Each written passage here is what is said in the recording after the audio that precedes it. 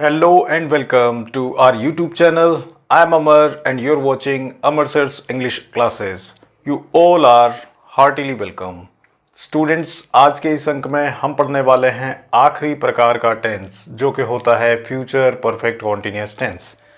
वर्तमान परिवेश को देखा जाए तो इस टेंस का प्रयोग लगभग न के बराबर होता है इंग्लिश ग्रामर की यदि हम बात करें, लेकिन टेंस का एक पार्ट है तो इसको पढ़ना समझना भी ज़रूरी है। तो चलिए बिना समय गवाए इस टॉपिक को शुरू करते हैं। So first we will understand future perfect continuous tense किन हिंदी वाक्यों को कहा जाता है।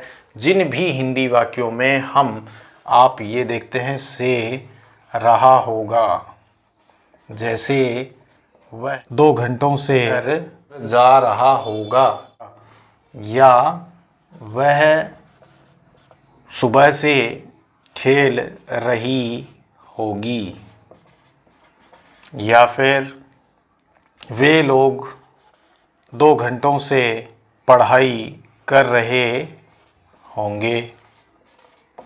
तो ये जो शब्द हैं, इन शब्दों से अंत होने वाले जो भी हिंदी वाक्य हम देखते पढ़ते सुनते हैं वो वाक्य क्या होंगे? फ्यूचर परफेक्ट कॉन्टिन्यूअस टेंस के होंगे। अब देखिए इसके मीनिंग को यदि हम जाने तो देखिए फ्यूचर यानी भविष्य में होने वाली, परफेक्ट यानी पूर्ण, जो टेंस अपने आप में पूर्ण होता है और उसके साथ साथ इसमें क्या है, कंटिन्यूटी भी बनी हुई है।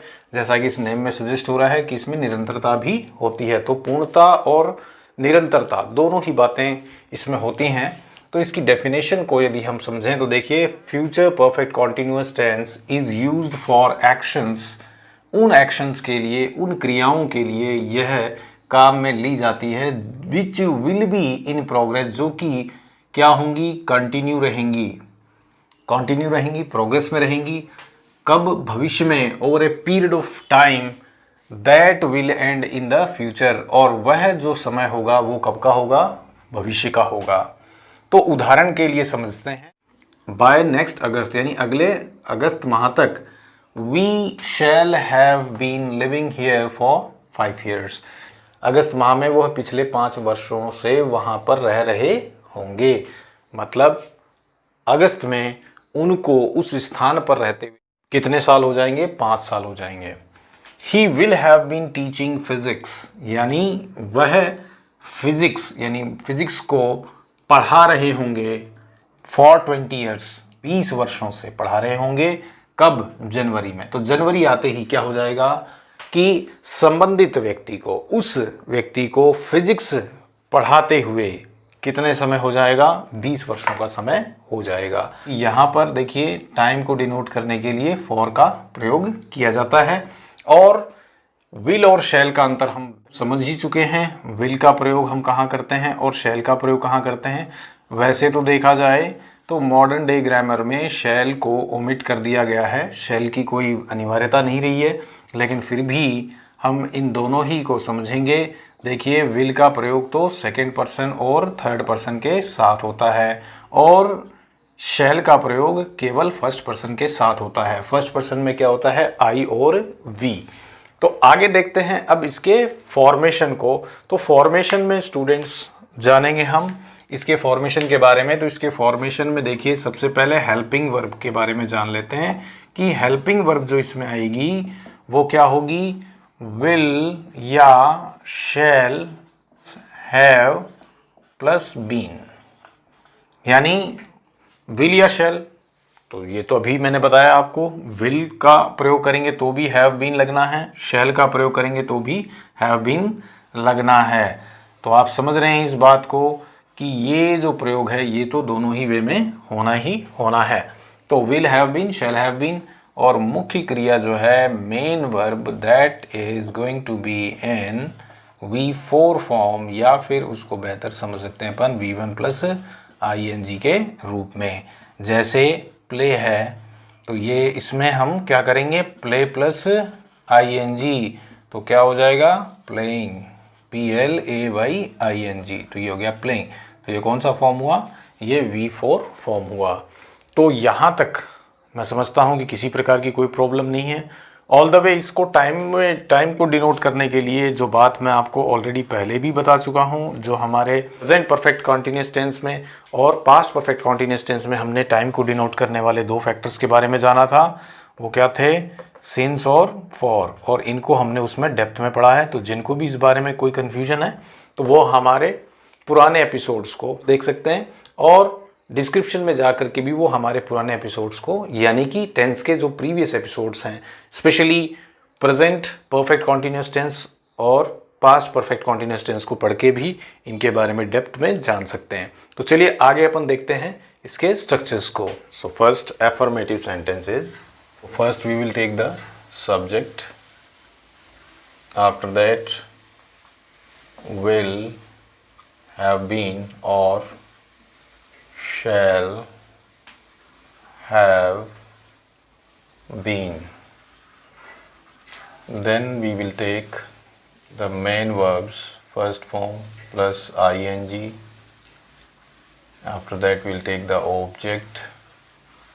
After object we will take either s or f plus time. And one more thing, that in this we have to use by preposition also in order to denote time. Then for negative case, subject plus will or shall plus not plus have been plus v1 plus ing plus object plus s or f plus time. Interrogative, will or shall plus subject plus have been plus v1 plus ing plus object plus s or f plus time, and finally we have to put the question mark. And the last, interrogative, will or shall plus subject plus not have been plus v1 plus ing plus object plus s or f plus time, and we have to put the question mark. So in this way all the four structures of affirmative, negative, interrogative and interrogative. अब इस पे हम कुछ examples लेंगे जिससे ये चीज़ और clear हो. He will have been waiting for us for an hour by this time. मतलब वह इस समय तक हमारा इंतज़ार 1 घंटे से कर रहा होगा. They will have been living here for 2 years by next जुलाई. तो देखिए इस वाक्य में भी कि वे लोग अगले जुलाई तक यहाँ 2 वर्षों से रह रहे होंगे. ठीक है, तो यहाँ दोनों ही जगह आप देख रहे हैं यहाँ और का प्रयोग हुआ है. किसके लिए? समय के लिए. साथ ही साथ हमने समय को डिनोट करने के लिए बाय का भी प्रयोग किया है. इसी प्रकार 2 वर्षों के लिए फॉर 2 years, और at the end we have used by next July. तो इसमें स्टूडेंट्स फॉर और बाय का प्रयोग जनरली हम इसमें करते हैं. इसके बाद में negative, he will not have been waiting for us for an hour by this time. They will not have been living here for 2 years by next July. Interrogative. Will he have been waiting for us for an hour by this time? And question mark. Will they have been living here for 2 years by next July?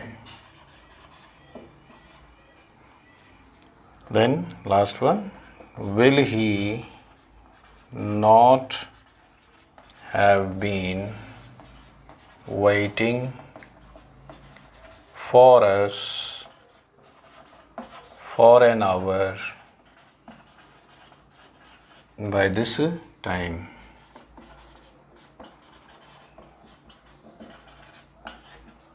And last one.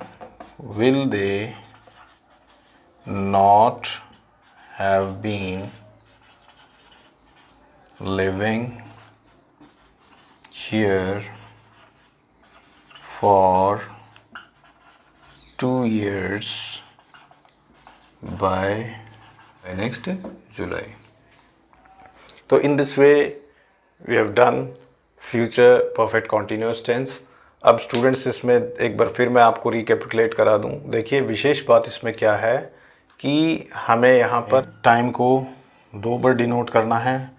For के साथ for plus time and by plus time.